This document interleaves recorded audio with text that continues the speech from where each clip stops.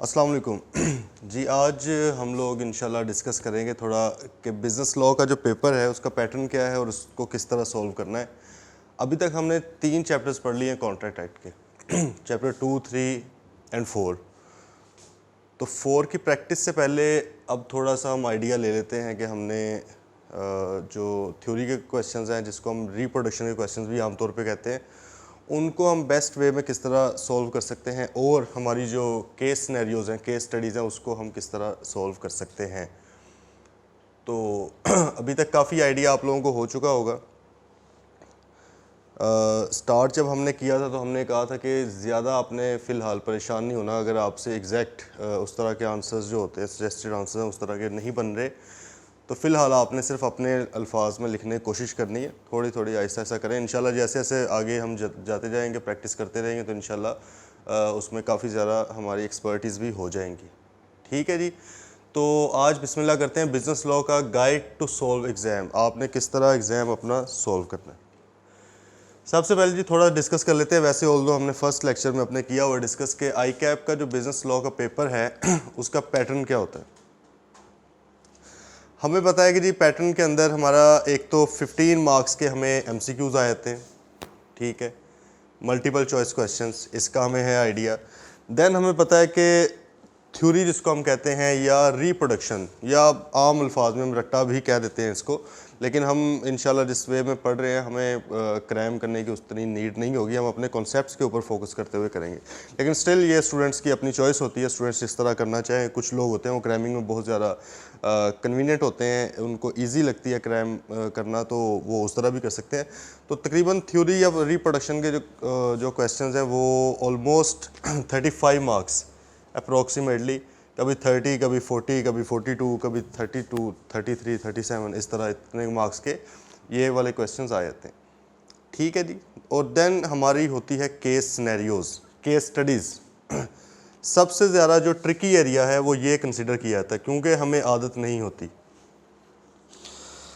हमने एफएससी तक जो चीज़ें पढ़ी होती हैं उसमें कभी इस तरह की चीज़ें हमने सॉल्व नहीं की। उसके बाद हमने पीआरसी किया। पीआरसी के अंदर हमारे सारे एमसीक्यूज़ बेस्ड थे बीडब्ल्यूसीएस के अलावा, उसमें भी ये चीज़ नहीं होती। तो हमें केस सिनेरियोज़ या केस स्टडीज़ को रीड करना, उनको सॉल्व करना, उसका हमें कोई ख़ास आइडिया नहीं होता। लेकिन इंशाल्लाह आज थोड़ा डिस्कस करेंगे with the passage of time. जब आप बार बार इसकी प्रैक्टिस करेंगे तो इंशाल्लाह इसमें भी आपकी बेहतरी हो जाएगी, एक अच्छी चीज़ आप एंड पे प्रोड्यूस कर सकते हैं। तो जी 1 बाय 1 इसको हम डिस्कस करते हैं कि किस तरह हमने इन सारी चीज़ों को लेके चलना है। ठीक है जी। सबसे पहले हमारा आ गया है मल्टीपल चॉइस क्वेश्चंस। ओबियसली आप लोगों को इसका आइडिया है, बहुत बेहतर आइडिया है किस तरह आपने सॉल्व करने होते हैं, लेकिन थोड़ा स्टिल एक आपको गो थ्रू ज़रा दे दें, क्योंकि पीआरसीज़ में हमें पता है कि हमारे वो कंप्यूटर बेस्ड टेस्टिंग थी, सीबीटी टेस्टिंग हो रही थी हमारी यहाँ पे।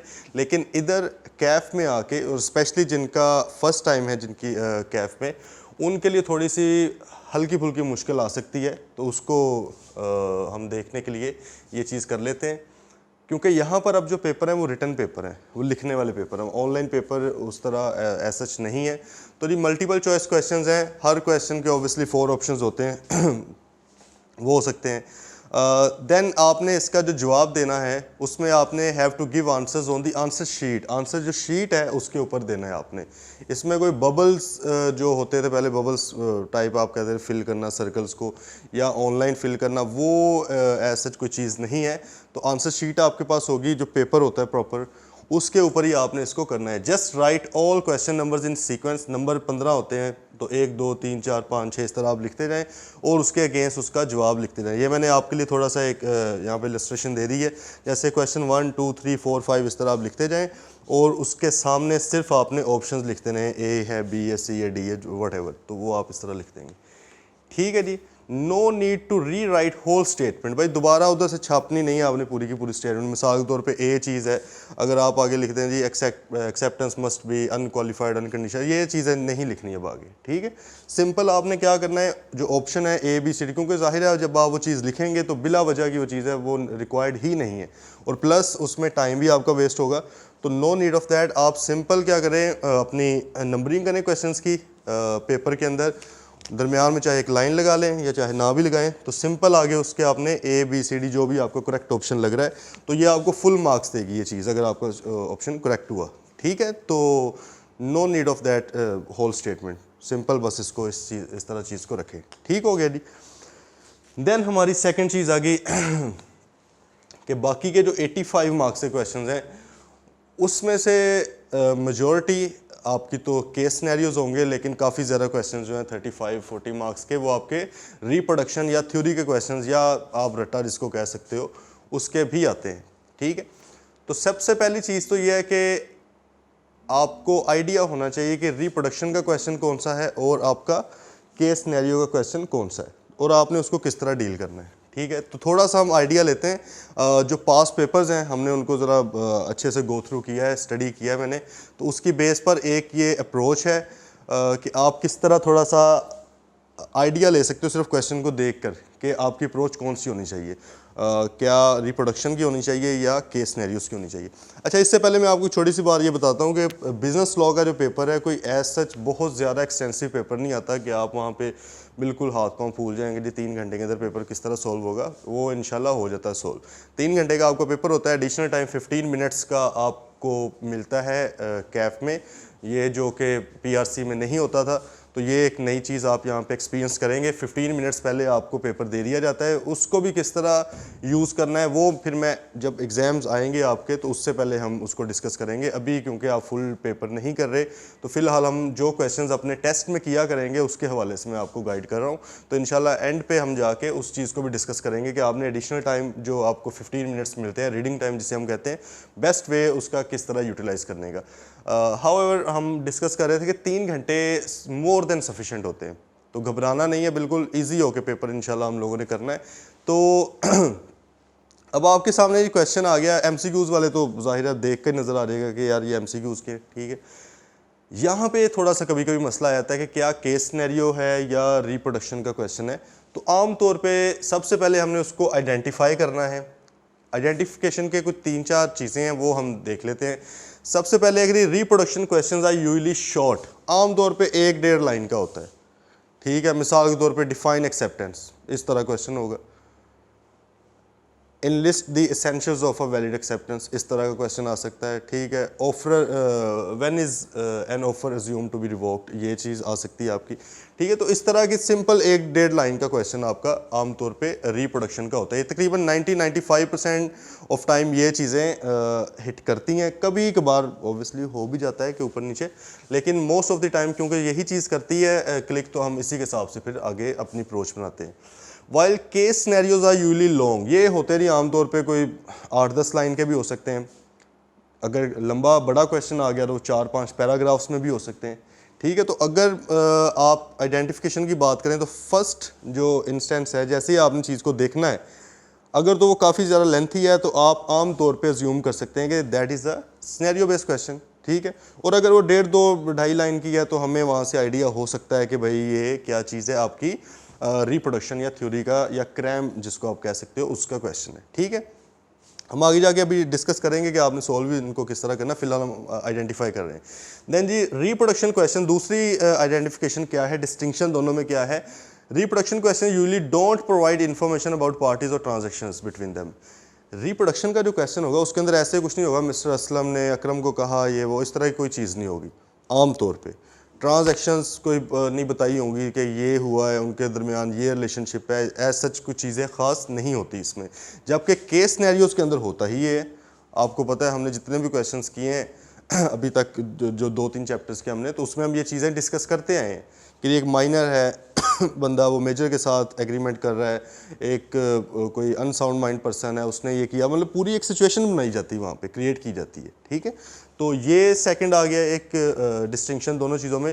देन जी लास्ट में reproduction question usually have the requirements like list down, briefly explain, numerator, describe, discuss conditions, इस तरह की होंगी। ठीक है, जैसे अभी हमने कहा कि list down the essentials of valid acceptance, इस तरह क्वेश्चन आ सकता है आपको। ठीक है, कॉम्पिटेंट पार्टीज़ कौन सी होती हैं उनको डिस्कस करें, इस तरह का आपको कोई क्वेश्चन आ सकता है, ब्रीफली एक्सप्लेन कर दें। तो ये आपका रिप्रोडक्शन, जबकि केस सिनेरियोज के अंदर वो आपको एक केस देता है, उसको कहता है इसके ऊपर आप अपने कमेंट्स दें। कमेंट्स दें, डिस्कस करें, वैलिडिटी को डिस्कस करें, उनके कोर्स ऑफ एक्शन को कि वो क्या किया जाना चाहिए वहाँ पे, वो क्या करेंगे, डिस्कस पोजीशंस, उनकी पोजीशंस को वहाँ पे आप डिस्कस करें कि किस बंदे ने किस तरह डील करना है, वेदर कैन फाइल सूट और रिकवर एट्सेट्रा, ये हमें पता है इस चीज़ का कि क्या उसके ऊपर कोई केस फाइल किया जा सकता है या कुछ वो रिकवर कर सकता है। तो ये आमतौर पे केस सिनेरियोस के अंदर होते हैं। ठीक है जी, तो कितने होगी चीज़ें? 3। फर्स्ट, रिप्रोडक्शन क्वेश्चन के अंदर जो आपके शॉर्ट क्वेश्चंस होते हैं ये कोई 1.5-2 लाइन के आमतौर पे होते हैं और जबकि जो केस सिनेरियोज हैं वो काफ़ी लेंथी हो जाते हैं। देन हमने ये डिस्कस किया कि रिप्रोडक्शन क्वेश्चंस जो होते हैं उसके अंदर पार्टीज़ को डिस्कस नहीं किया जाता, पार्टीज़ के नेम नहीं आते, ट्रांजैक्शंस को डिस्कस नहीं किया जाता, जबकि केस सिनेरियोज में होता है। देन हमने लास्ट डिस्कस की कि रिक्वायरमेंट से भी आपको आइडिया हो जाता है चीज़ का। ठीक है, तो अब हम आगे बढ़ते हैं कि आपने रिप्रोडक्शन क्वेश्चन को सॉल्व किस तरह करना है। Guide to solve reproduction question,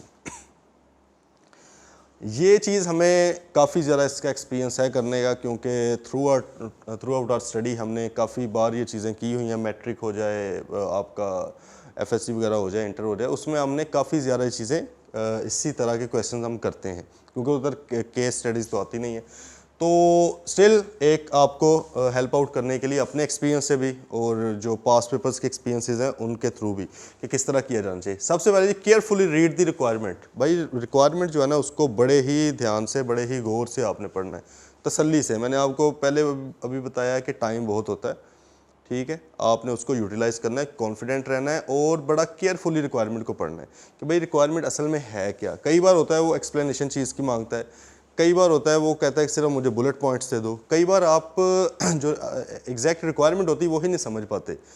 शायद उसने एक्सेप्शंस मांगी होती हैं आपसे, लेकिन आप जनरल रूल बता देते हो, जनरल रूल मांगा होता है आप एक्सेप्शंस बता देते हो। तो इसलिए तसल्ली के साथ, ठीक है, क्वेश्चन पढ़ने के ऊपर थोड़ा सा टाइम लगाना है। अगर ये रिप्रोडक्शन का क्वेश्चन है ना 1.5-2 लाइन का भी है, तो तसल्ली से उसको कोई 1 मिनट दें, सोचें कि भाई वो क्या पूछना चाह रहा है। बेहतर इसमें ये होता है कि मैं हमेशा कहता हूँ कि आप ट्रांसलेट कर लें उर्दू में, उर्दू, पंजाबी, फ़ारसी, जो आपको चीज़ आती है जिसमें आप इजी हो, पश्तो वटेवर, उसमें आप उसको एक बार क्या करें, ट्रांसलेट करें, तसल्ली से आपको समझ आ जाएगी कि भाई क्या है। कई बार क्योंकि आई कैप थोड़ी सी इंग्लिश भी मुश्किल बोल देता है, एक तो हमें वैसे नहीं आती होती, सेकेंडली हम उधर पेपर के अंदर एग्ज़ाम हॉल के प्रेशर में और मज़ीद कन्फ्यूज़ हो जाते हैं। इसलिए तसल्ली के साथ, कोई जल्दी नहीं है, हमें आराम से ट्रांसलेट करें, क्योंकि इसी के ऊपर डिपेंड कर रहा है आपका सारा कुछ। अगर यही रिक्वायरमेंट ही आप मिसरीड कर गए तो आगे जो मर्जी लिखते हैं वो गलत है फिर। ठीक है, तो पहले आपने इसको करना है। Then you see the marks, उसके मार्क्स चेक करें भाई कितने मार्क्स का क्वेश्चन है। ठीक है, एक तो आपको यहाँ से ही तसल्ली हो जाएगी कि अगर उसने लिस्ट कही है सिर्फ तो बुलेट सामने लिखने हैं, एक्सप्लेन करने हैं कहा है। अब यहाँ पे फिर क्वेश्चन आता है कि एक्सप्लेन कितना करना है, तो भाई उसके मार्क्स देखने हैं हमने। हम जितने भी टेस्ट कर रहे हैं और इंशाल्लाह with the passage of time हम और ज़्यादा टेस्ट करेंगे, तो उसमें हम एग्ज़ाम जो मार्किंग स्कीम है हम वो भी साथ डिस्कस कर रहे होते हैं, मार्किंग की हमारी क्या है, तो उसके थ्रू भी हमें एक आइडिया होता है कि यार कितना का लिखना चाहिए। तो जब इंशाल्लाह हमारा सारा बिजनेस लॉ का हो जाएगा सिलेबस, तो बहुत बेहतर हमें आइडिया हो जाएगा। तो आपने मार्क्स देखने हैं, अपनी जजमेंट अप्लाई करनी है, ठीक है, कि भाई मैं कितना इसमें लिखूं। Then recall the set concept. अब भाई हो गया है, रिक्वायरमेंट हो गई है, माइंड में आ गया कि यार अच्छा 5-7 लाइनें लिखनी है इस पर। अब उस कॉन्सेप्ट को आप रिकॉल करें, माइंड में लेके आएं। मेरा यही मशवरा होता है कि क्रैम करने के बजाय अगर आप बुक को बार बार पढ़ लो ना, एक तरीका होता है ना, क्रैम कर रहे हैं, बैठे हुए हैं पेज लेकर, और उसको एक पेज है उसको रीड करने में 5 मिनट्स अगर लगते हैं तो क्रैम करने में आएगा इसको 1 घंटा तो लगेगा। मुझे कोई एक्सपीरियंस नहीं है इतना, क्योंकि मेरा अपना एक्सपीरियंस यही होता है कि आप उसको बार बार रीड करो। लेट से एक बार रीड कर लिया, कोई 15-20 दिन बाद दोबारा उठाओ, रीड कर लो, फिर रीड कर लो। जब आपने 5-7 बार उसको रीड कर लेना है, और मिनिमम 4 या 5 बार आपने लाजमी रीड करनी है बुक अपनी, वो इंशाल्लाह इसी तरह हो जाएगी जैसे आपको हिफ्स है, एक एक चीज़ आपको आ रही होगी। आपका माइंड वहाँ पे क्वेश्चन जो आपका पेज है बुक का वहाँ तक पहुँच जाता है। पेज पर क्या आप वो उस लाइन तक पहुँच जाते हो, यार ये नीचे करके लिखा था, ऊपर करके लिखी थी चीज़, ठीक है। तो इसलिए आपने दोबारा बार बार उसको पढ़ना है। तो आप पेपर के अंदर अगर इस अप्रोच के साथ इंशाल्लाह जाएंगे तो वहाँ पे कॉन्सेप्ट इजीली आपके माइंड में आ जाएगा कि अच्छा यार ये अनसाउंड माइंड की बात की गई है, ये वहाँ पे करके लिखा हुआ था, उसके अंदर ये चीज़ें लिखी हुई थी। आप इस तरह फ़ौरन पहुँच जाओगे, आपके माइंड में बुलेट्स भी सारी आएंगी, बुलेट्स को रट्टा लगाने की भी नीड कोई नहीं, ठीक है। तो कोशिश ये बस हमने ड्यूरिंग आवर सेशन करनी है कि हम बुक को बार बार पढ़ें। इसलिए आपको बुक से पढ़ाया भी जा रहा है ताकि आप फेमिलियर रहें, ठीक है। फेमिलियर रहेंगे, आप घर जाके बुक देखेंगे तो आपको थोड़ा इजी होगा कि नहीं क्लास में भी हमने यही चीज़ पढ़ी हुई थी। देन जी write confidently in plain English if you don't exactly remember the legal language. ये हम अक्सर डिस्कस करते हैं कि लीगल लैंग्वेज अगर आपको नहीं पता, क्योंकि बुक के अंदर उन्होंने लिखी होती है बड़ी सारी उसकी कंडीशंस और लीगल लैंग्वेज के अंदर, ठीक है। अगर आपको उसका नहीं आइडिया या नहीं याद आ रही, कोई मसला नहीं है, बिल्कुल आपने इजी है ना, बिल्कुल इजी हो के कॉन्फिडेंस के साथ आपने अपने वाली इंग्लिश में लिख दें। जो आपका प्रोविजन है, जो कॉन्सेप्ट है, उससे आपने डेविएट नहीं करना, वो नहीं मिक्स करना, ठीक है। उसके ऊपर रहते हुए आप अपने अल्फाज में लिख दें, कोई मसला ही नहीं है, ठीक है, कोई इशू नहीं है उसके अंदर, वो आप लिख सकते हो। लेकिन ऑब्वियसली बेहतर तो यही है कि अगर आपको लीगल टर्म्स या मैक्सिम्स आती हैं, जो हमने एक उसकी भी वीडियो रिकॉर्ड की हुई है, अगर आप लोगों ने मिस किया हो तो लेक्चर आप जाके वो यूट्यूब पर पड़ा हुआ है, वो देख सकते हैं राइस के प्लेटफॉर्म पे, कि अगर लीगल टर्म्स वगैरह आपको आती हैं, जैसे हम अक्सर कहते हैं जी प्रीमा फेशी वर्ड आप यूज़ करें, जहाँ पे भी आपने कहना जी फर्स्ट जो आपको नज़र आती है चीज़, सही है, जो फर्स्ट एविडेंस के तौर पे आप एक किस्म का यूज़ कर सकते हो, अनलेस ये चीज़ इसके अगेंस्ट कुछ हो कि भाई नहीं ये इसी तरह होगा, तो आप उस चीज़ को वर्ड को यूज़ करें। पेराई पासू हमने वर्ड यूज़ करें किए हैं, इप्सो फैक्टो हमने पढ़ा हुआ है, तो इस तरह की चीज़ें आप यूज़ करें। वर्ड्स, रेस्टिट्यूशन वर्ड बहुत ज़्यादा यूज़ होगा हमारे कॉन्ट्रैक्ट एक्ट के अंदर, कि जब भी वो रिस्टोरेशन ऑफ बेनिफिट होनी है, बजाय इसके कि आप रिस्टोरेशन ऑफ बेनिफिट लिखें, आप वर्ड लिखें रेस्टिट्यूशन, परफॉर्म रेस्टिट्यूशन, सही, इतना अच्छा इंप्रेशन पड़ेगा एग्जामिनर के ऊपर, तो आप इसको भी कर सकते हो। लेकिन ये सिर्फ तब करना है अगर आपको एग्जैक्ट मीनिंग उसका पता हो, ये नहीं है कि कहीं पे आपने कुछ और लगा देना, तो ये काम नहीं करना, जज्बाती नहीं होना। आम जो स्टूडेंट्स हैं, एवरेज स्टूडेंट्स हैं, और जो इंशाल्लाह पास भी कर जाएंगे, वो इधर तक भी अगर फॉलो कर लें तो बहुत ज़बरदस्त बात है। अगर आप थोड़ा एक्सेल करना चाह रहे हो, बेहतर प्रेजेंटेशन अपने पेपर की देना चाह रहे हो, देन लास्ट पॉइंट आप करें, लेकिन यहाँ तक भी इंशाल्लाह पास होने के लिए मोर देन सफिशेंट है आपका, ठीक है जी। तो ये हमारा हो गया कि आपने रिप्रोडक्शन क्वेश्चन को किस तरह सॉल्व करना है, ठीक है। देन जी हमारा जो मेन इशू है स्टूडेंट्स का होता है, और क्योंकि न्यू चीज़ है, वो है केस सिनेरियो क्वेश्चंस को हमने किस तरह करना है। अभी हमने ऊपर डिस्कस किया कि आइडेंटिफाई पहले हम करेंगे, हमने पहले आइडेंटिफाई कर लिए जी कुछ क्वेश्चन है वो रिप्रोडक्शन के, और हमने अप्लाई कर दी अप्रोच। अभी हम आइडेंटिफिकेशन के ऊपर वो भी देखेंगे थोड़ा सा, अपना पास्ट पेपर्स भी अभी एक दो मैं आपके साथ डिस्कस करूंगा, वो दिखाऊंगा आपको, आपने उसमें से फिर खुद आप जज कर सकते हो कि क्वेश्चन कौन सा है, फ़ौरन जज हो जाएगा। अच्छा, तो हमने डिस्कस कर लिया जी रिप्रोडक्शन के क्वेश्चन, और अभी हम डिस्कस करने जा रहे हैं केस सिनेरियो, ठीक है। लेकिन इससे पहले आई गेस हमें फिर पास्ट पेपर देख लेने चाहिए, क्योंकि थोड़ी फिर डिस्कशन और तरह की हो जाएगी। तो देखते हैं जी हम आइडेंटिफाई कर सकते हैं या नहीं। ये हमारा इधर क्वेश्चन पड़ा हुआ है,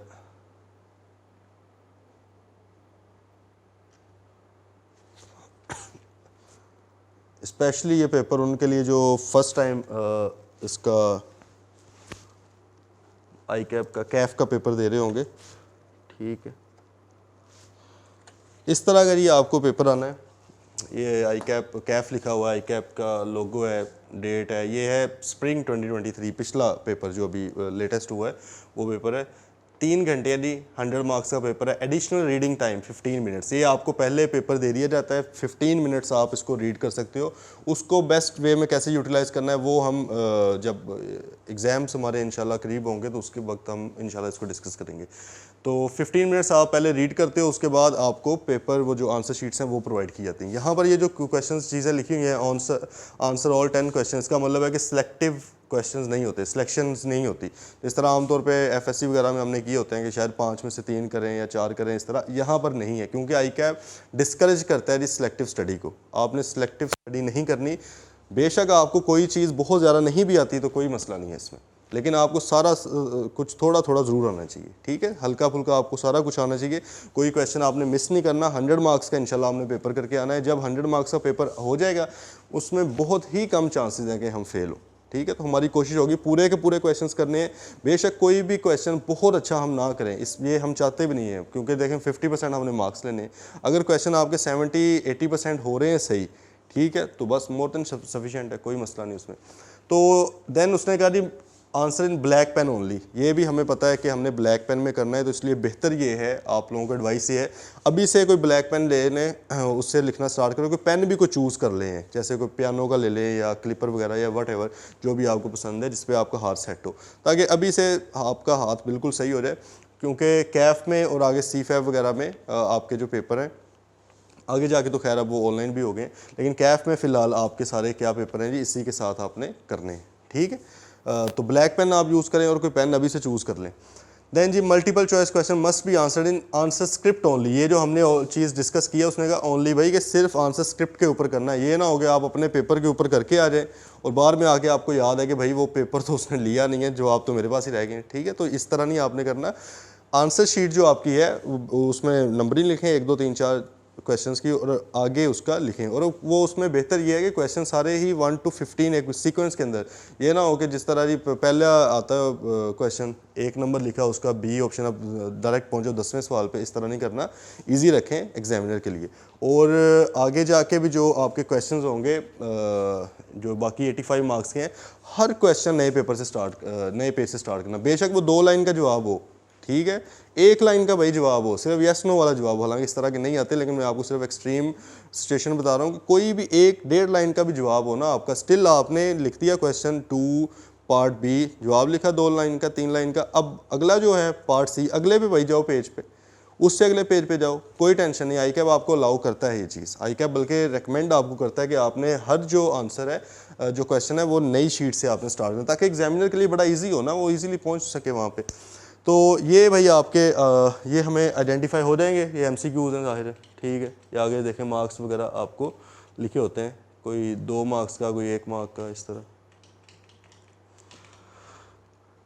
ठीक है। ये क्योंकि 15 मार्क्स के क्वेश्चन थे तो बीच में कोई 1 मार्क्स से ज़्यादा भी हैं, इसलिए 11 क्वेश्चन बने थे इसमें, ठीक। अब ये नेक्स्ट क्वेश्चन आप देखें, ये क्वेश्चन देखते ही आपको क्या लग रहा है कि क्या होना चाहिए, ये हमने आइडेंटिफिकेशन के लिए 3 चीज़ें माइंड में रखनी है फर्स्ट ऑफ ऑल, और ये 90 to 95% टाइम ये क्लिक करेगी ये चीज़।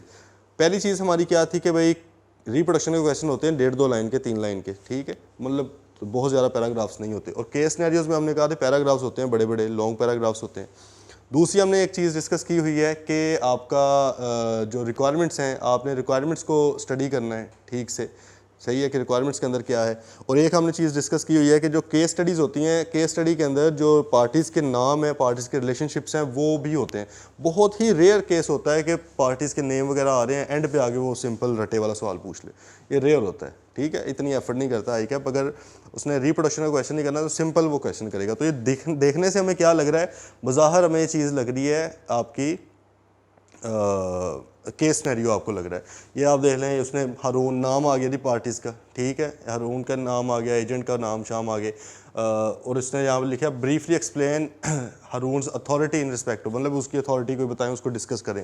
केस सिनेरियो भाई नेक्स्ट क्वेश्चन आप देख लें, उसमें भी क्या है, नाम शाम लिखा हुआ है, पार्टनरशिप का है फिलहाल ये क्वेश्चन, हमें अभी इसका नहीं आइडिया, लेकिन हम क्वेश्चन को आइडेंटिफाई कर सकते हैं, ठीक है। उसने कहा describe acts which would bind DC, ये भी थोड़ा आपका केस सिनेरियो का क्वेश्चन आ गया। और यहाँ पे identify the restrictions on employed authority, तो ये वही चीज़ थोड़ा इसको हम मिक्स कह सकते हैं। इसमें थोड़ा सा जब हम जाके ये कॉन्सेप्ट पढ़ेंगे उस वक्त बेहतर ज़्यादा आइडिया हो जाएगा, थोड़ा सा रिप्रोडक्शन भी है और थोड़ा केस सिनेरियो भी है, ठीक है। देन जी नेक्स्ट हमारा क्वेश्चन देख लें आप, उसके अंदर भी क्या है, निगोशिएबल इंस्ट्रूमेंट है, discuss the essentials which must be, अब आपको पता है एसेंशियल्स बस, अब इसमें उसने सिनेरियो बता रही है ऊपर, लेकिन इन दी एंड वही चीज़ होनी है कि आपने बुलेट्स पॉइंट के अंदर चीज़ें लिखनी है। तो ये आपका रिप्रोडक्शन का क्वेश्चन है, ये वो एक एक्सेप्शन है आ गई है जो हमने कहा कि कभी कभार इस तरह भी हो जाता है, ठीक है। यहाँ पे कंडीशंस फुलफिल करें, अब ये कंडीशंस रेलेवेंट कंडीशन सिर्फ आपने लिखनी है तो सिनेरियो बेस आ जाएगा। ये नेक्स्ट क्वेश्चन देख लें, describe how an ordinance is promulgated, simple 1 line का सवाल आ गया, ठीक है। तो हमें फ़ौरन पता लग गया कि क्वेश्चन कौन सा है, तो ये रिप्रोडक्शन का क्वेश्चन है। अब ये आगे देख लें, ये इतना लंबे पैराग्राफ हैं, वो देख के पता लग गया कि भाई ये आपका केस सिनेरियो है। ये क्वेश्चन देख लें, ठीक है, केस सिनेरियो है। ये क्वेश्चन देख लें, ये भी पार्टीज़ के नाम शाम आ गए हैं, ये बेशक लॉन्ग नहीं है लेकिन पार्टीज़ के नेम है, और एंड पे उसने देखें क्या लिखा, डिस्कस दी वैलिडिटी। हमने कहा कि जब भी इस तरह की चीज़ होगी तो वो रिक्वायरमेंट की बेस पे आपने देख लेना। देन ये क्वेश्चन 6 देख लें, अंडर द प्रोविजन, एक लाइन का है, देखने से नज़र आ रहा है कि रिप्रोडक्शन का क्वेश्चन है। एक्सप्लेन एनी 4 रूल्स, कोई रूल्स बताने हैं जी आपने, ठीक है वो। Then discuss the enforceability of an agreement when consent is caused by mistake, हमें पता है कि जब मिस्टेक हो तो फिर क्या चीज़ होती है, अभी लास्ट लेक्चर में हमने वो चीज़ डिस्कस की है, तो सिंपल आपने वो लिख देना। कि अगर पाकिस्तानी लॉ है, फैक्ट की मिस्टेक हुई है या लॉ की मिस्टेक हुई है, फैक्ट के अंदर आपने क्या करना है, और लॉ पाकिस्तानी है तो क्या होगा, फॉरेन है तो क्या होगा, वो सिंपल थ्योरी वाला क्वेश्चन है, वो आपने लिख देना। ठीक है जी। देन जी क्वेश्चन 7 देखें, ये इतना एंड पे discuss the enforceability of the contract between फलां फलां। ये दो बंदे हैं जी, कोई एक इंस्टीट्यूट है और एक कोई पर्सन है, उनके दरमियान क्या इन्फोर्सिबिलिटी होगी, वही चीज़ के वैलिडिटी क्या होगी चीज़ की, कॉन्ट्रैक्ट की। ठीक है, ये भी आपका सिनेरियो बेस्ड क्वेश्चन आ गया। पार्टीज़ नेम, ये भी आप देखें पार्टीज़ नेम वगैरह इसमें भी आ गए। तो ये क्वेश्चन देख लें, list the acceptable grounds of supervening impossibility. ये सिंपल लिस्ट उसने आपने 2-3 पॉइंट करने हैं, 3 नंबर का क्वेश्चन आपका आ गया। लिस्ट के अंदर अब आपने सिर्फ बुलेट्स में लिखना है, एक्सप्लेन नहीं करना होता। ये देख लें क्वेश्चन 9 है, list any 4 circumstances under which state bank, ये क्या करता है जी, तो कोई 4 सर्कमस्टांसेस उसने कहा लिख दें, ज़्यादा हैं 5-7 हैं, आपने उसमें 4 लिखनी है बस। देन ये एंड वाला देख लें जी, एक्सप्लेन प्रोडक्ट मार्केट किसको कहते हैं, सिंपल सी डेफिनेशन है। इसके साथ ही नीचे भी सिंपल है। लास्ट हमारा क्या है जी, under the provision of partnership, define कर दें जी, आइडेंटिफाई कर दें। तो सिंपल ये भी आपके रिप्रोडक्शन के क्वेश्चन है। तो इसका मतलब है कि हम देख सकते हैं बेहतर वे में आइडेंटिफाई हम कर सकते हैं। ये आपका एक हो गया पेपर, एक हम और भी कर देख लेते हैं। ठीक है, ये आप देखें जी, ये आपका है सितंबर 22, मतलब है कि ऑटम 22 का आपका क्वेश्चन है। इसमें भी वही चीज़ें ये आइडेंटिफाई हमें हो गया, एमसीक्यूज़ हैं। देन हमारा ये जो है, ये क्वेश्चन 2 आ गया। देखें ब्रीफली डिस्कस, 2 लाइन का सवाल है, दिखने से पता लग गया कि भाई ये क्या चीज़ है। उसने कहा एडवांटेज डिसएडवांटेज बता दें चीज़ के, ठीक कर लेंगे डिस्कस। चैप्टर 1 से अभी हमने पढ़ा नहीं है, एंड पे पढ़ेंगे। देन हमारा ये देखें नेक्स्ट क्वेश्चन है, पार्टीज़ के नेम भी आ गए और वैसे भी थोड़ा लंबा है आपका क्वेश्चन, तो उसमें हम एज्यूम फ़िलहाल ये कर रहे हैं। उसने जैसे कहा praevia draft of the negotiable instrument, draft आपने बनाना है। ठीक है, तो वो थोड़ा पार्टीज़ के नेम शेम डाल के हम बनाते होते हैं, वो कर लेंगे। नेक्स्ट क्वेश्चन देख लें जी, दिखने से लग रहा है कि रिप्रोडक्शन का क्वेश्चन है, रटा है। उसने कहा 5 differences between Korean and undue influence, हमें पता है सारे, अभी हमने पढ़े हैं पिछले चैप्टर में, कर लेंगे डिस्कस। नेक्स्ट क्या है, identify any 2 differences between fraud and misrepresentation. देखिए 8 नंबर का सवाल इसी चैप्टर में से आ गया जो अभी हमने किया, और हमें सारा आता है। तो सिंपल हमने क्या करना है, कोई केस सिनेरियो नहीं है, सिंपल हमने रिप्रोड्यूस चीज़ें कर देनी है अपनी लैंग्वेज में, या अगर हमें लीगल लैंग्वेज आती है तो उसमें। अब ये देख लें पैराग्राफ्स आ गए हैं भाई, तो सिंपल है कि आपकी केस सिनेरियो आ गई। देन ये देख लें, उसने कहा identify the operational arrangements required to be, simple कोई है जी कि इलेक्ट्रॉनिक फंड है, हम एंड पे जाके चैप्टर्स में आता है, तो आपने सिंपल बताने क्या क्या अरेंजमेंट्स होनी चाहिए। तो ये भी आपका सीधा रट्टा है, थ्योरी है, अगर आपको याद होगा माइंड में आप अपने अल्फाज में लिखते। नेक्स्ट वाला देख लें जी, may be consider as an offender, बंदा ऑफेंडर कब कंसिडर होता है, ठीक है, इस कानून के मुताबिक, वो हमने सिंपल बता देने तरीके। नेक्स्ट भी एक लाइन का है, state any 4 powers of arbitrator, arbitrator की डिफरेंट पावर्स होती हैं, उसमें से आपने सिर्फ 4 वाली कोई लिखते नहीं है, तो 4 नंबर का आपका क्वेश्चन आ गया। ठीक है जी। देन ये भी हमारा देखें लेंथी है क्वेश्चन, पार्टीज़ के नेम शेम आए हुए हैं, सारा सिस्टम है, तो ये हमारा सिनेरियो बेस हो जाएगा। क्वेश्चन 8 जो है हमारा वो भी ये हम डिस्कस करें, प्रीमा फेशी हमें क्या बिलीव होता है, मतलब फर्स्ट इंस्टांस में हमें देख कर क्या लग रहा है। ठीक है, बाकी तो ज़ाहिर है अगर हम डिटेल में जाएंगे हो सकता है कि एक्सेप्शन आ जाए कि वो हमने केस सिनेरियो समझा हो लेकिन रिप्रोडक्शन निकला है, रिप्रोडक्शन समझी हो केस सिनेरियो निकला है, लेकिन बहुत ही कम चांसेस हैं उसके, आम तौर पे यही चीज़ होगी। ठीक है, देन ये क्वेश्चन देख लें आप, ये भी सिंपल, ये discuss whether Qasim is justified वगैरह। देन ये भी केस सिनेरियो है, ये देख लें 1.5-2 लाइन का क्वेश्चन है, identify on what grounds of proposal stands revoked, आपको पता है रेवोकेशन ऑफ प्रपोजल का, वो आपने कुछ 4-5 चीज़ें बता देनी है। दूसरा क्या है, in respect of time and place for the performance of a promise where both of them have not been specified, अगर आपने प्लेस और टाइम को स्पेसिफाई ना किया हो तो तब आप क्या करते हो, हमें पता है रीज़नेबल वाला रूल आपका लग जाता है, तो आपने सिंपल वो रिप्रोड्यूस यहाँ पे करना है। ठीक है जी, तो हम आइडेंटिफाई आई गेस अब कर सकते हैं। अब हम आ जाते हैं क्विकली अपने कि अगर हमने इसको सॉल्व करना है केस स्टडीज़ को, तो वो हमने किस तरह भाई सॉल्व करना है। ठीक है जी। अच्छा, अब इसमें फर्स्ट क्वेश्चन चीज़ वही है, हमने जो कंसीडर करनी है कि रिक्वायरमेंट को केयरफुली रीड करना है, बहुत ही तसल्ली के साथ रीड करना है। कई बार होता है कि ऑफर के पॉइंट ऑफ व्यू से पूछी होती हैं चीज़ें, हम जल्दी में पढ़ के ऑफरी के पॉइंट ऑफ व्यू से कर देते हैं। इस तरह की आपने गलती नहीं करनी, ठीक है। बहुत ही ज़्यादा तसल्ली के साथ पढ़ना है। कोई हमें जल्दी नहीं है, उर्दू में ट्रांसलेट करें, माइंड के अंदर कंफर्टेबल हो जाएं, कन्वीनियंट हो जाएं, जिस तरह भी आप हैं। देन उसके मार्क्स देखें, मार्क्स के हिसाब से कि हमने कितना कुछ लिखना है। हमें पता है, मिसाल के तौर पे अगर पूछा जाए कि माइनर के साथ एग्रीमेंट आपको किस तरह, ऊपर पूरा एक केस सिनेरियो बना दिया गया। उन्होंने कहा कि एक माइनर था, वो प्रॉपर्टी खरीदने के एग्रीमेंट में चला गया, ये वो। अब वो क्वेश्चन के मार्क्स हम देखेंगे, मार्क्स के बेस पर फिर हम आगे चीज़ें डिस्कस करेंगे। अगर तो 2-3 मार्क्स का क्वेश्चन है तो सिंपल हम वो केस सिनेरियो को डिस्कस करते हुए बता सकते हैं कि वॉइड एग्रीमेंट है, नहीं हो सकता इस तरह। लेकिन अगर उसमें ज़्यादा मार्क्स हैं तो फिर हम सारी चीज़ें डिस्कस करेंगे। हम कह सकते हैं कि माइनर के साथ एग्रीमेंट वॉइड होता है, लेकिन जो बेसिक नेसेसिटीज़ हैं उसका वैलिड होता है। लेकिन क्योंकि बेसिक नेसेसिटी नहीं है तो इसलिए, प्लस वो रूल ऑफ एस्टॉपल वाली बात भी हम, अगर बीच में रेलेवेंट हो, मतलब कि माइनर ने पहले कहा हो कि मैं मेजर हूँ, बाद में मुकर गया हो, ये सारी चीज़ें हम रेलेवेंट जो हैं वो तब कंसिडर करेंगे मार्क्स की बेस पर, ठीक है, कि मार्क्स कितने हैं उस हिसाब से हम उसको करेंगे। देन जी राइट रेलेवेंट लीगल प्रोविजन, अब उसको करने का टाइम आ गया कि आपने लिखना किस तरह है, ठीक है। ये आपने दोनों चीज़ें पहले समझ ली हैं। उसके बाद आपने कहना है कि भाई लिखना उसको किस तरह है, उसकी लीगल प्रोविजन पहले आप लिखें। लीगल प्रोविजन से मुराद क्या है, कानूनी नुक्ता क्या है, ठीक है। कोई भी आपका माइनर वाले क्वेश्चन की हम एग्जांपल ले लें, पहले हम कानूनी नुक्ता लिखते हैं कि जी agreement with minor is void ab initio, और लेकिन ये बेसिक नेसेसिटी वाला हम कर सकते हैं, और रूल ऑफ एस्टॉपल वगैरह जो जो चीज़ें रेलेवेंट है, सिर्फ रेलेवेंट लीगल प्रोविजन लिखनी है, सब कुछ नहीं उठा के लिख देना, ठीक है। रेलेवेंट वाली चीज़ें हम वहाँ पे लिख देंगे। देन उसके बाद हम अपना लिखेंगे डिसीजन, कि भाई हमारा डिसीजन क्या है, हमारे मुताबिक ये चीज़ क्या है, ये क्या कॉन्ट्रैक्ट वैलिड है, इन्फोर्सेबल हो सकता है या नहीं हो सकता, ये हमने बात करनी है। उसके बाद हमने बेसिस ऑफ डिसीजन लिखने के, भाई क्यों हम ये कह रहे हैं, ठीक है, हमने बात क्यों कही है। हम कह सकते हैं कि जी वो माइनर था, वो उसके साथ ये एग्रीमेंट नहीं हो सकता था, तो इस तरह उन्होंने किया है, और क्योंकि बेसिक नेसेसिटी भी नहीं थी, इस तरह हमने यहाँ पे बताना है। हमने लीगल प्रोविजन के अंदर नहीं बता देना अपना डिसीजन, ठीक है। हमने लीगल प्रोविजन में सिंपल उसका जो कानूनी नुक्ता है उसको हमने डिस्कस करना है। उसके बाद हमने डिसीजन लिखना है, डिसीजन के बाद हमने अपना बेसिस ऑफ डिसीजन करना है। अक्सर ये होता है कि आप बेसिस ऑफ डिसीजन पहले भी लिख सकते हो और डिसीजन बाद में भी कर सकते हैं, इसको आप ऊपर नीचे कर लो, कोई बात नहीं, खैर है। लेकिन एग्जामिनर मोस्टली इस अप्रोच को फॉलो करता है, सबसे पहले वो लीगल प्रोविजन, ठीक है, क्योंकि इस तरह चीज़ समझ ज़्यादा बेहतर आती है कि आप सबसे पहले बताएंगे भाई किस चीज़ की बात हो रही है।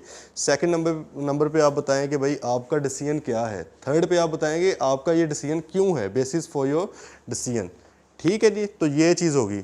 लास्ट पे बात है use judgement and mention your assumptions if question is very confusing.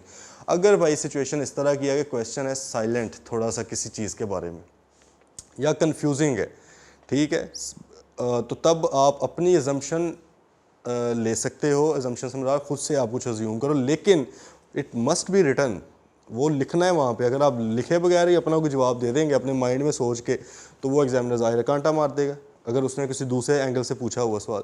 मिसाल के तौर पे मिस रिप्रेजेंटेशन का क्वेश्चन है, अगर उसके अंदर कुछ नहीं पता लग रहा कि भाई ये मिस रिप्रेजेंटेशन है या फ्रॉड है, मतलब है कि इंटेंशन क्लियर नहीं हो रही। ऑल दो आई कैप जो क्वेश्चंस करता है वो काफ़ी ज़्यादा क्लियर होते हैं, लेकिन अगर स्टिल कोई ऐसा केस आ गया कि आप उसमें कन्फ्यूज़ हो गए हैं कि भाई दोनों समझ ही नहीं आ रही, तो आपने इसको लास्ट रिजॉर्ट के तौर पर, लास्ट रिजॉर्ट का मतलब बिल्कुल एंड पे आके आपने इस ऑप्शन को सोचना है, क्योंकि इस लेवल पर जो जजमेंट्स हैं, अजम्पशंस हैं, वो इतनी ज़्यादा रिकमेंड नहीं की जाती। फाइनल लेवल पे आप जब जाएंगे तो वहाँ पे आप थोड़े से मैच्योर भी हो चुके होते हैं, आपको आइडिया होता है कि किस तरह अजम्पशंस लेनी है, तो वहाँ पे आप ले सकते हो। यहाँ पर अभी इतनी ज़्यादा रिकमेंड नहीं की जाती, लेकिन स्टिल अगर आपने करना ही है यूज़, इसको बिल्कुल ही फंस गए हैं, समझ ही नहीं आ रही चीज़ की, आपको एक कोई और चीज़ लग रही है, फिर आपको लगता है यार हो सकता है ये भी हो, तो आप उन दोनों में से कोई भी चीज़ जो आपको बेस्ट लग रही है उस सिनेरियो में, उसको लिखें कि भाई मैं अज्यूम कर रहा हूँ कि यहाँ पे ये है, ठीक है, मैंने अज्यूम किया है कि जो फॉल्स स्टेटमेंट दी गई है वो अनइंटेंशनली दी गई है, ठीक है, और इस बेस पे मैं इसको मिस रिप्रेजेंटेशन की तरफ लेके जा रहा हूँ, या आपने अजम्पशन वहाँ पे लिखनी है ताकि एग्जामिनर को पता लग जाए। हो सकता है कि लेट से अगर तो उसने वो वही वाली एग्जामिनर की भी अप्रोच है तो फिर तो मसला ही कोई नहीं है, सही हो जाएगा। लेकिन अगर उसकी माइंड के अंदर अप्रोच थी फ्रॉड वाली, वो फ्रॉड के पॉइंट ऑफ व्यू से देख रहा था, लेकिन वो देखेगा कि यार नहीं, स्टूडेंट ने क्योंकि रेलिवेंट चीज़ लिख दी है, उसने अज्यूम ये कर लिया है, तो मैं ये देख लेता हूँ कि जो उसने अजम्पशन ली है उसकी बेस पर उसका कॉन्सेप्ट ठीक है या नहीं है, ठीक है, ये हो सकता है। लेकिन अगेन आपको ये साथ वो इसका बता रहा हूँ कि आपने बिल्कुल एंड पे इसको इस चीज़ को कंसिडर करना है, क्योंकि ऑल दो आपका इंशाल्लाह वैसे ही हो जाएगा क्लियर। ठीक है, तो ये हमारी ये गाइड आ गई कि हमने किस तरह के सिनेरियो क्वेश्चन को सॉल्व करना है। ठीक है, अब लास्ट हमारी एक चीज़ है how to master the art of solving case scenarios. आप अगर चाहते हो कि भाई बहुत ही कोई कमाल किस्म का आप केस सिनेरियो लिख दें कि एग्जामिनर साहब देखें और अशश कर उठें कि यार क्या लिख दिया लड़के ने या लड़की ने, स्टूडेंट ने, तो आप उस बेस पर मास्टर कर सकते हो। ये भी एक आर्ट है इसको करना। केस सिनेरियोज जो होते हैं जी उसको सॉल्व करना, उसको जजमेंट पहले अपनी अप्लाई करना उसके ऊपर, ये प्रॉपर एक आर्ट है। हर बंदा बहुत अच्छे तरीके से नहीं कर सकता और हमारे स्टूडेंट्स को मोस्टली ये आई कैप में मसला होता है क्योंकि हमारी पहले पास प्रैक्टिस इस तरह की नहीं है। हमारी कोशिश वही होती है रटा बेस स्टडी करने की और ये सारा सिस्टम, इसलिए हम वैसे बिज़नेस लॉ के अंदर भी डिस्करेज करते हैं। मोस्टली कंसिडर यही किया जाता है कि बिज़नेस लॉ भी शायद एक क्रैमिंग का सब्जेक्ट है, लेकिन हम जिस वे में इसको लेकर चल रहे हैं इंशाल्लाह कोशिश यही होगी कि आपको एंड तक फील ही नहीं होगा कि ये क्रैमिंग है। ठीक है, सिर्फ आपने कॉन्सेप्ट्स अपने स्ट्रॉन्ग रखने हैं और अपने हिसाब से आपने लिख देना है, रीडिंग बस बुक की करते रहना है।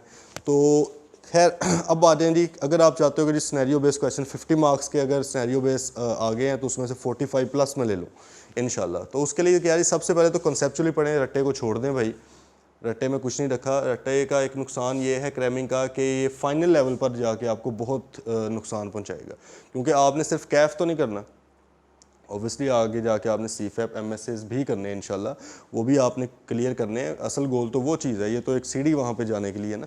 तो सीढ़ी पहले जो स्टेप है वही अगर आप गलत ले लेंगे तो किस तरह आगे फिर बढ़ पाएंगे। तो कोशिश आपने ये हमेशा करनी है, कोई भी सब्जेक्ट पढ़ रहे हो, बिज़नेस लॉ है, टैक्स है, रिपोर्टिंग वगैरह व्हाटएवर, आपने हमेशा कॉन्सेप्चुअली पढ़ना है, कॉन्सेप्ट्स को स्ट्रॉन्ग करना है। क्रैमिंग जो है वो बहुत कम से कम रखें, वो ऐसी सिचुएशन में रखें अगर समझ ही नहीं आ रही ना चीज़ की तो एंड पे जाके चलो यार इसको थोड़ा सा कर लेते हैं। मतलब मेरे ख्याल में not more than 5 to 7% of book, इससे ज़्यादा आपकी क्रैमिंग किसी भी सब्जेक्ट में नहीं होनी चाहिए। होनी तो ये भी नहीं चाहिए, लेकिन अगर बहुत मजबूरी है, लास्ट रिजॉर्ट के तौर पे आप कर सकते हो। तो मोस्टली कॉन्सेप्चुअली पढ़ें, कॉन्सेप्ट्स जो होते हैं वो केस सिनेरियो में आपकी बहुत हेल्प करेंगे इंशाल्लाह। ठीक है, देन जी प्रैक्टिस मोर एंड मोर, भाई प्रैक्टिस करो लिख के, पढ़ने वाली प्रैक्टिस नहीं करनी कि वो देखा है वो कोई प्रैक्टिस नहीं होती। लिखना है, जब तक खुद हाथ से नहीं ना चीज़ें गुजरेंगी आपको उस तरह लिखना नहीं आएगा। खुद से लिखें उसको, फिर आप अपने जो क्वेश्चंस हैं उनको आप कंपेयर करें, जो सजेस्टेड आंसर्स हैं पास पेपर्स के उनके साथ कर लें। एग्जामिनर कमेंट्स दिए होते हैं नीचे, हमने ये डिस्कस किया हुआ है कि आई कैप चाहता है कि आप लोग पास हो। आई कैप आपको पास पेपर भी प्रोवाइड करता है, उसके सजेस्टेड आंसर्स भी प्रोवाइड करता है, एग्जामिनर कमेंट्स भी प्रोवाइड करता है, मार्किंग की भी प्रोवाइड करता है। इसका मतलब है कि आई कैप वांट्स के आप लोग सारे पास हो, ज़्यादा से ज़्यादा CS बने। तो आपने भाई उसका फ़ायदा उठाना है, फॉर ग्रांटेड नहीं लेता ये किसी भी चीज़ को।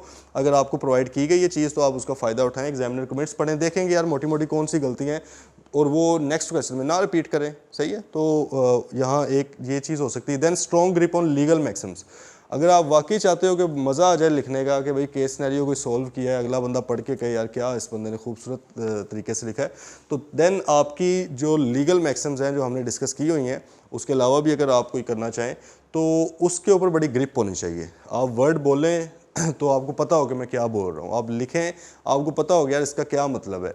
आप वो जनरल वर्ड्स जो होते हैं वो ना लिखें, आप एग्जैक्ट वर्ड लिखें। मिसाल के तौर पे एक वर्ड है कि जी जिस कारोबार में एक मालिक होता है उसको हम सोल प्रोप्राइटर कहते हैं। यही अगर आप सिर्फ वर्ड सोल प्रोप्राइटर लिख दो वहाँ पे तो हमें ज़ाहिर है अगला बंदा जो है रेलिवेंट पर्सन है उसको क्लियर हो जाएगा। हम ये लिखते हैं कि रिस्टोरेशन ऑफ बेनिफिट होनी चाहिए, अगर आप उसकी जगह पे सिर्फ रेस्टिट्यूशन वर्ड लिख दो, एक तो टाइम भी बचत हो जाएगी और वैसे भी अगले बंदा देख के एग्जामिनर कहेगा कि यार क्या बात है, स्टूडेंट ने एफर्ट की हुई है। और then try to attempt unseen question. Unseen से मुराद एक तो होते हैं ना पास पेपर के क्वेश्चन, और स्पेशली वो भी हम जब टॉपिक एंड होता है और हम कर रहे होते हैं। देखिए केस सिनेरियो के अंदर मसला मोस्टली वहाँ पे आता है जब डिफरेंट टॉपिक्स में से चीज़ पूछी होती है। ठीक है, अब अगर हमें ऑलरेडी पता है कि यार फलां टॉपिक में से ऑफ़र में से पूछी गई ये चीज़, तो ऑफ़र में से मैक्सिमम हमें कितनी की चीज़ें पूछ लेगा वो। ठीक है, तो ये हमारा एक किस्म की लर्निंग जो है वो थोड़ी सी लिमिट उसको लग जाएगी। कोशिश करें अनसीन क्वेश्चंस भी करें। ठीक है, जब आप तकरीबन आपका कॉन्ट्रैक्ट एक्ट एंड हो जाएगा तो आप ये कर सकते हो कि उस वक्त टॉपिक वाइज ना करें। ठीक है, कॉन्ट्रैक्ट एक्ट का कोई भी क्वेश्चन आ रहा है उसको उठा के सोल्व करें। उसके अंदर थोड़ा सा कोई चैप्टर 2 वाला उसने डाला होगा, थोड़ा सा चैप्टर 3 में से, कभी किसी और चैप्टर में से, थोड़ा सा आपको बेहतर उसका व्यू मिलेगा। प्लस आपको पता है जी चैट GPT चैट जीपीटी का माशाल्लाह एक बड़ा चल रहा है आजकल, तो आप इसको यूज़ करें। इस पे जाके आप, क्योंकि इंडिया का कॉन्ट्रैक्ट एक्ट भी सेम है, बांग्लादेश का भी सेम है, हमें पता है कि सेम ही है तीनों का 1872 का। तो आप वहाँ पे जाके उनसे क्वेश्चंस पूछ सकते हैं कि भाई ये इसके ऊपर मुझे क्वेश्चंस बना के दें इस टॉपिक के ऊपर। मिसाल के तौर पे ऑफ़र की रेवोकेशन है, उसके ऊपर आप मुझे केस सिनेरियोस बनाने, तो आप खुद कर सकते हैं। और उसको सार कहेंगे मुझे जवाब भी बता देना भाई इसका, ठीक है। आप पहले क्वेश्चन करें, फिर देखें कि भाई किस तरह है। उसको मज़ीद आप कह सकते हो हाई एंड करो क्वेश्चन को, क्वालिटी इसके अंदर लेके आओ। तो इसको यूज़ किया करें चैट जीपीटी को अपनी नॉर्मल लाइफ के अंदर भी, अपनी जो चीज़ें हैं लर्निंग पॉइंट ऑफ व्यू से। ठीक है जी, तो ये था जी हमारा आज का। होपफुली आपको इससे कोई ना कोई इंशाल्लाह ज़रूर हेल्प मिलेगी। और आगे जब जितने भी हम अपने क्वेश्चंस किया करेंगे, तो इन पॉइंट्स को हम कंसीडर करके तो इंशाल्लाह डिस्कस करेंगे सारे के सारे। ठीक है, तो चलें आज के लिए इतना ही, फिर कल इंशाल्लाह मिलते हैं। अल्लाह हाफिज़।